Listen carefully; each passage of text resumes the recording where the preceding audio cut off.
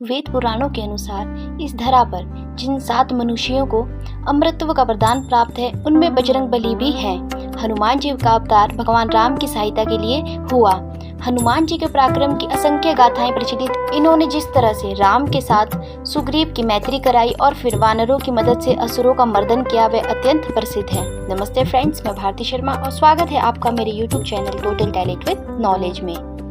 सटीक गणना के अनुसार हनुमान जी का जन्म 85,58,112 वर्ष पहले त्रेता युग के अंतिम चरण में चैत्र पूर्णिमा को मंगलवार के दिन चित्रा की नक्षत्र व मेष लगन के योग में सुबह हुआ था। क्योंकि इनका शरीर एक वज्र की तरह है, वे पवन पुत्र के रूप में जाने जाते हैं। वायु देवता ने हनुमान को पालने में महत्वपूर्ण भूमिका निभाई थी।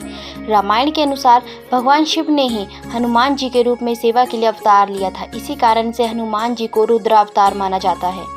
पुंजिक स्थली देवराज इंद्र की सभा में एक अप्सरा थी। एक बार जब दुर्वासा ऋषि इंद्र की सभा में उपस्थित थे, तब अप्सरा पुंजिक स्थली बार बार अंदर बाहर आ जा रही थी। इससे गुस्सा होकर ऋषि दुर्वासा ने उन्हें वानरी होने का श्राप दे दिया। पुंजिक स्थली ने क्षमा मांगी तो ऋषि ने इच्छा अनुसार रूप धारण करने का वर भी दिया। कुछ वर्षों बाद पुंजिक स्थली ने वानर श्रेष्ठ विरज की पत्नी के गर्भ से वानरी रूप में जन्म लिया। उनका नाम अंजनी रखा गया। विवाह योग्य होने पर पिता ने अपनी सुंदर पुत्री का विवाह महान पराक्रमी कपि शिरोमणि वानरराज केसरी से कर दिया। इस रूप में पुंजिक स्थला माता अंजनी कहलाई। इस प्रकार एक अन्य कथा के अनुसार शंखबल का एक गज ऋषियों की तपस्या में विघ्न उत्पन्न कर रहा था। वानरराज केसरी ने उसे विशालकाय हाथी का वध कर उसके आतंक को समाप्त किया। इसके बाद ऋषियों ने वानरराज केसरी को वरदान दिया कि उन्हें सैकड़ों हाथियों के बल वाले एक दिव्य पुत्र की प्राप्ति होगी। इस प्रकार हनुमान जी ने केसरी नंदन के रूप में जन्म लिया। वहीं कुछ लोगों का मानना है कि अंजनी और केसरी ने शिव स्तुति की और स्वयं भगवान शिव ने उन्हें दर्शन दिए और कहा कि वायुदेव पवन के माध्यम से स्वयं अपने रुद्रावतार में उनके संतान के रूप में जन्म लेंगे। स्वयं शिव शंभु हनुमान जी के रूप में अंजनी माता और केसरी जी के यहाँ जन्मे। चूंकि पुत्र को जन्म देते समय अंजनी माता वानरी रूप में थी, इसलिए हनुमान जी ने भी वानर के रूप में ही जन्म लिया और राम भक्त बने। तो ये थी हनुमान जी के जन्म की कथा। आइए अब हम बजरंग बली की बाल लीलाओं के बारे में जानते हैं। पौराणिक कथाओं के अनुसार हनुमान जी का नाम बचपन में मारुति था। एक दिन मारुति नंदन अपनी निद्रा से जागे और तीव्र भूख लग गई। उन्होंने पास के एक वृक्ष पर लाल पका फल देखा, जिसे खाने के लिए वे निकल पड़े। दरअसल मारुति जिसे लाल पका फल समझ रहे थे, वे सूर्य देव थे। वे अमावस्या का दिन था और राहु सूर्य को ग्रहण लगाने वाले थे, लेकिन वे सूर्य को ग्रहण लगा पाते उससे पहले ही हनुमान जी ने सूर्य को निगल लिया। राहु कुछ समझ नहीं पाई कि क्या हो रहा है। उन्होंने इंद्र से सहायता मांगी। इंद्रदेव के बार बार आग्रह करने पर जब हनुमान जी ने सूर्यदेव को मुक्त नहीं किया तो इंद्र ने वज्र से उनके मुख पर प्रहार किया, जिससे सूर्यदेव मुक्त हुए। वहीं वज्र के प्रहार से पवन पुत्र मूर्छित होकर पृथ्वी पर आ गिरे और उनकी ठुड्डी टेढ़ी हो गई।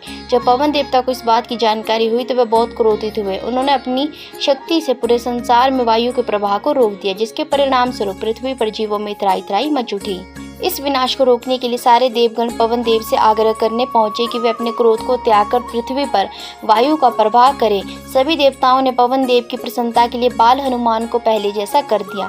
ब्रह्मा जी की बात सुनकर सभी देवताओं ने कहा, आज से इस बालक पर किसी प्रकार के अस्त्र शस्त्र का कोई प्रभाव नहीं पड़ेगा। इंद्र ने कहा, मेरे वज्र का प्रभाव भी अब इस पर नहीं पड़ेगा। इसकी ठुड्डी वज्र से टूट गई थी, इसलिए इसका नाम हनुमान होगा। ब्रह्मा जी ने कहा, वायुदेव तुम्हारा ये पुत्र बल बुद्धि विद्या में सबसे बढ़ चढ़कर होगा। तीनों लोगों में किसी भी बात में इसकी बराबरी करने वाला कोई दूसरा नहीं होगा।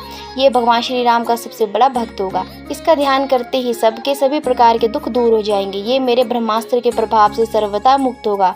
वरदान से प्रसन्न होकर और ब्रह्मा जी एवं देवताओं की प्रार्थना सुनकर वायुदेव ने पहले की तरह बहना शुरू कर दिया। तीनों लोगों को प्राणी प्रसन्न हो उठे। बजरंग बली हनुमान को कई देवी देवताओं से शक्ति प्राप्त थी। हनुमान जी को सभी देवताओं ने वरदान के रूप में शक्तियां और अस्त्र प्रदान किए थे। हनुमान जी का अस्त्र गदा था। ये गदा हनुमान जी को भगवान कुबेर से प्राप्त हुआ था। ये गदा अधिक शक्तिशाली था। हनुमान जी के गदे में कई प्रकार की शक्तियां विद्यमान थी।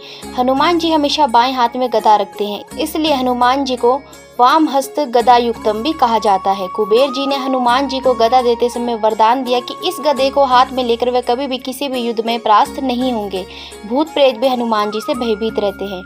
हनुमान जी बचपन से शरारती थे। वे बचपन में अत्यधिक शरारतें करते थे। हनुमान जी का रूप वानर का रूप था। दूसरा, उन्हें देवताओं की शक्तियां प्राप्त थी। तीसरा, बचपन जिसके कारण हनुमान जी शरारत करते थे। वे किसी के भी बगीचे में घुस जाते थे, फल खाकर बगीचे को तहस नहस कर देते थे, कभी कभी किसी की भी गोद में बैठ जाते थे। उन्हें कोई नहीं पकड़ पाता था। हनुमान जी इतने शरारती थे। वे ऋषि मुनि के आश्रम में घुसकर ऋषि मुनियों की लंगोट को फाड़ देते थे, कभी कभी उनके कमल दल का पानी गिरा देते और उनकी तपस्या को भंग कर देते थे। एक बार अंगिरा और भृंग वंश के ऋषि तप कर रहे थे। हनुमान जी ने उनकी तपस्या भंग कर दी।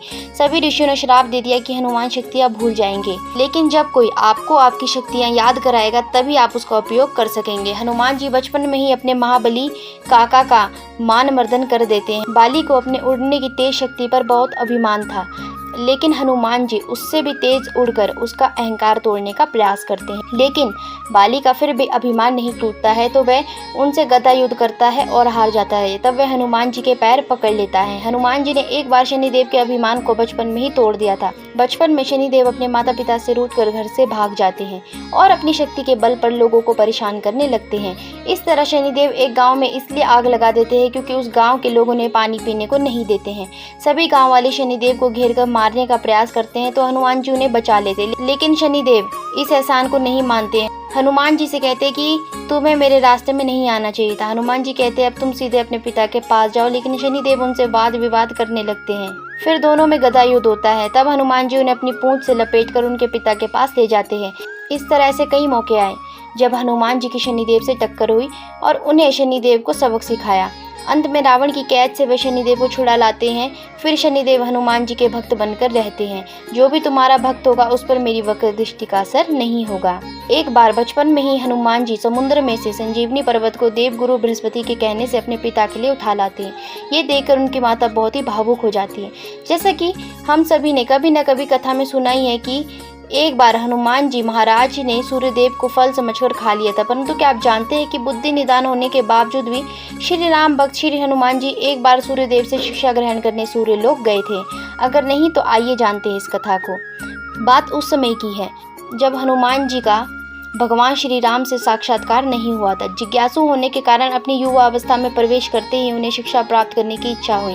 श्री हनुमान जी की आयु भी विद्याधन के योग्य हो गई थी। माता अंजना देवी एवं वानरराज केसरी ने विचार किया अब हनुमान को विद्यार्जन के निमित्त किसी योग्य गुरु के हाथ सौंपना ही होगा। अतएव माता अंजना और कपीश्वर केसरी ने श्री हनुमान जी को ज्ञानोपलब्धि के लिए गुरुगृह भेजने का निर्णय किया। अपार उल्लास के साथ माता पिता ने अपने प्रिय हनुमान जी का उपनयन संस्कार कराया और उन्हें विद्या अर्जन के लिए गुरु चरणों की शरण में जाने को स्नेहिल आदेश दिया।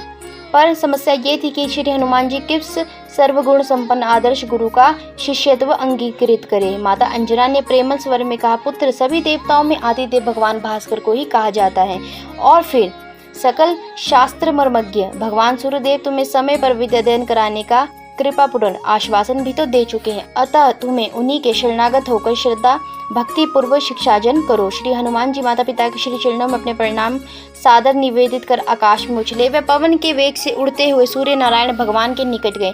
सूर्यदेव ने उन्हें आता देख अचंभित हो गए और सोचने लगे कि उनकी तपन सहने वाला व्यक्ति साधारण तो नहीं हो सकता। हनुमान जी ने उनके सम्मुख जाकर उन्हें प्रणाम किया और उन्हें आने का कारण बताया। पहले तो सूर्यदेव उन्हें पहचान नहीं पाए, लेकिन दिमाग पर जब थोड़ा जोर देकर उन्होंने सोचा तो वह पहचान गए कि ये वही है जिसने अपना बाल्यकाल में मुझे फल समझकर निगल लिया था। ये सोच उन्हें थोड़ा भय लगा कि किसी दिन पढ़ते पढ़ते भूख लगने पर ये मुझे फिर से फल समझकर निगल न जाए। इसलिए उन्होंने हनुमान जी को पढ़ाने से इनकार कर दिया और बोले हनुमान मैं तुम्हें नहीं पढ़ा सकता क्योंकि मैं तो एक पल के लिए भी नहीं ठहरता, मैं हमेशा प्रवास पर रहता हूँ, ऐसे घूमते घूमते तुम कैसे पढ़ोगे। ये सुन हनुमान जी बोले गुरुदेव कोई परेशानी की बात नहीं है, मैं आपके साथ घूमते घूमते आपसे शिक्षा ग्रहण कर सकता हूँ। ये सुन सूर्यदेव ने कोई बहाना सोचा और बोले परंतु तुम मेरे पीछे पीछे चलकर नहीं पढ़ पाओगे क्योंकि उस अवस्था में मेरी पीठ तुम्हारे मुख की ओर रहेगी, ना ही मेरे आगे चलकर तुम शिक्षा प्राप्त कर पाओगे क्योंकि उस अवस्था में तुम्हारी पीठ मेरे सम्मुख रहेगी जो कि उचित नहीं है। इस तरह दोनों ही स्थितियों में तुम्हारा मुख मेरे मुख के सामने नहीं हो सकता है, तो मैं तुम्हें पढ़ाऊंगा कैसे। इधर हनुमान भी अत्यंत चतुर थे, सो वह बोले मैं आपके सामने उल्टी अवस्था में चलूंगा और आपसे पढ़ूंगा। ये सुन सूर्यदेव कटाक्ष कर बोले ये कैसा शिष्य है जो पहले से ही गुरु के आगे उल्टा चलेगा। इस पर हनुमान जी बोले गुरुदेव गुरु का तो काम ही होता है उल्टे चलने वाले को सीधा चलना सिखाना, सही राह दिखाना। हनुमान जी के मुख से ये अद्भुत वचन सुन सूर्यदेव अत्यधिक प्रसन्न हुए और अंत में उन्होंने पूर्व की सभी घटनाएं भुलाकर हनुमान जी को शिक्षा देने का निर्णय लिया। इसके बाद सूर्यदेव ने हनुमान जी को सभी वेदों का ज्ञान दिया, शास्त्रों के रहस्य बताए। हनुमान जी भी शांति के साथ सारी बातें समझी। तो मित्रों, आशा करती हूँ कि अभी तक की हनुमान कथा को सुनने में आपको आनंद आया होगा, और अगर आप इससे आगे की कथा सुनना चाहते हैं तो वो भी मेरे चैनल पर सुन सकते हैं। तो अगर आपको आज की हमारी ये वीडियो अच्छी लगी होगी तो वीडियो को लाइक करके चैनल को सब्सक्राइब करके बेल आइकन को प्रेस कर दीजिएगा। धन्यवाद।